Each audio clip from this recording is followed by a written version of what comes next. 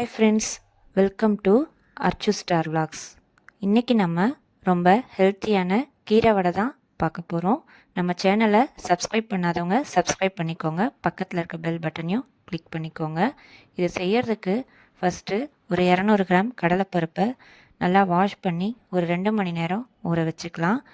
இது செய்கிறதுக்கு தேவையான பொருள் பார்த்திங்கன்னா, ஒரு பெரிய வெங்காயம் நல்லா பொடிசாக கட் பண்ணது, கீரை 1/4 கட்டு, உப்பு தேவையான அளவு, ஊற வச்ச கடலைப்பருப்பை நம்ம மிக்ஸி ஜாரில் ஆட் பண்ணிக்கலாம்.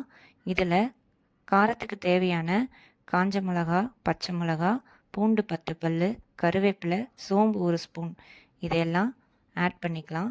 எல்லாம் ஆட் பண்ணி தண்ணி ஊற்றாமல் கொரன்னு பேஸ்ட்டாக நம்ம அரைச்சி எடுத்துக்கலாம்.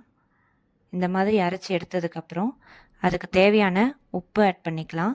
கூடவே பெருங்காயத்தூள், கூடவே கட் பண்ணியிருக்க பெரிய வெங்காயம், ஆல்ரெடி அரைக்கும் போது கடலைப்பருப்பு எடுத்து வச்சுருக்கோம் 1 ஸ்பூன், அதையும் ஆட் பண்ணிக்கலாம்.